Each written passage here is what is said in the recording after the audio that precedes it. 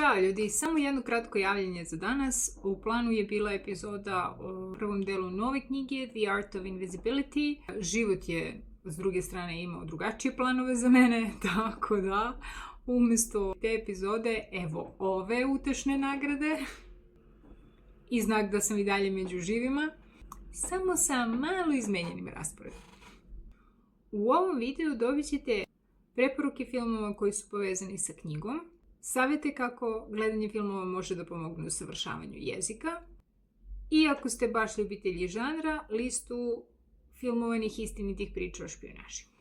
Ajde da pođemo od toga kako gledanje filmova može da pomogne u savršavanju jezika i kako nije uvek gubljenje vremena. Ako gledate filmove i serije na engleskom, to može da bude odlična dopuna učenju, jer čujete kako engleski zvuči u stvarnim situacijama. Mislim stvarnim, oni glume i to je skripta, ali nije prilagođena brzina nivou vašeg znanja. Tu je slang, tu su akcenti, tako da poprilično možemo da kažemo da su situacije stvarne. Ono što je najbitnije, vi čujete ispravnu intonaciju i ritam govora. I to je nešto što vaš mozak pokupi podsvesno, da tako kažem. Znači, ne učite intonaciju, ne učite ritam govora, prosto vam uđe u uvo.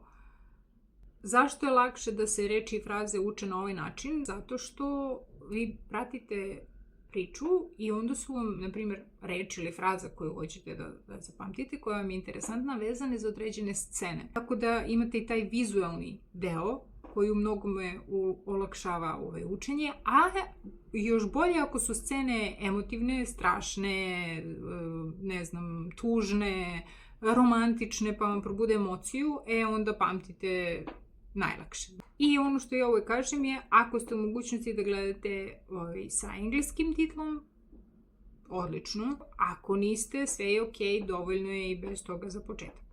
Znači, samo nežno prema sebi, posebno štreberski deo našeg malog odeljenja, jer osjećam da vas ima, jer slični se sličnom raduju.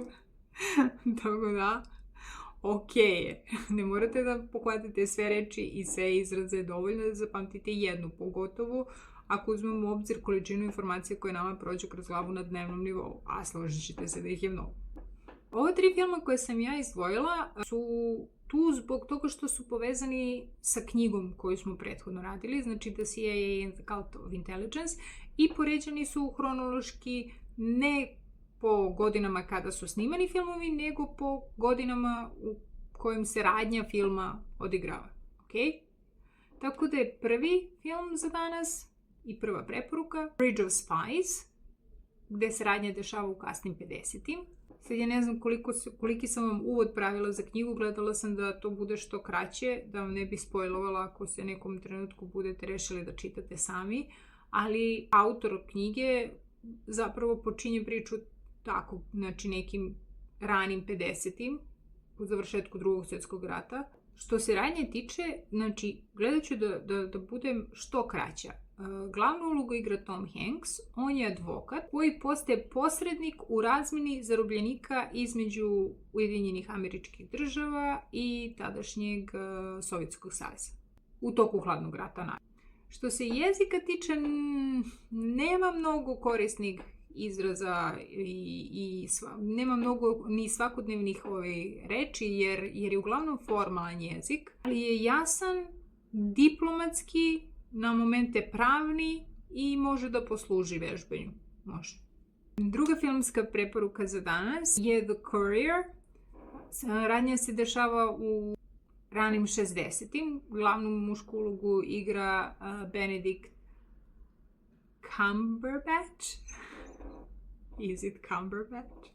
On je u filmu britanski trgovac koji postaje kurir između Zapada i sovjetskog špijuna Penkovskog. Penkovskog se možda sjećate iz knjige, njega sam pominjala, to znam. I Kruščeva, tako da to je baš onako ekipa iz knjige. Ovdje opet, što se jezika tiče, oskudno. Ima fraza, ali malo. Više tu da ilustruje sadržaj knjige i da prosto imate tu neku sliku kako je sve to izgledalo i o čemu se tu zapravo radilo. I treća preporuka za danas je Argo. Radnja se dešava kasnih 70-ih, gde zaposleni u američkoj ambasadi pokušavaju da pobegnu iz Teherana tako što se prave da snimaju film. Cija nam je opet glavni akter. Jezik je ovde brži nego u prethodna dva filma. Ima dosta slenga i ima zanimljivih izraza, ali zbog ove brzine i konteksta možda može da bude malo zahtevniji. Tako da ljudi, od mene za danas toliko, jedno blic javljanje, bacite pogled i na listu ovih ostalih filmova, možda vam tu nešto bude zanimljivije. Ja sam opet, kažem, ovo 3 izdvojila zato što su nekako najviše povezani sa knjigom koju smo prethodno radili. U slučaju da vam nešto sa ove druge liste privuče pažnju, javite šta ste od reči i izraza pokupili i kako vam se čini. A mi se, nadam se, vidimo uskoro sa rečima i izrazima iz prvog dela knjige The Art of Invisibility. Do tada, ako vam je motivacija za učenje engleskog trenutno at a low ebb, nadam se da će ovi filmovi da vas inspirišu. Uživajte u filmovima i in the interim, neka engleski ne budu ilegalni. Ćao ljudi!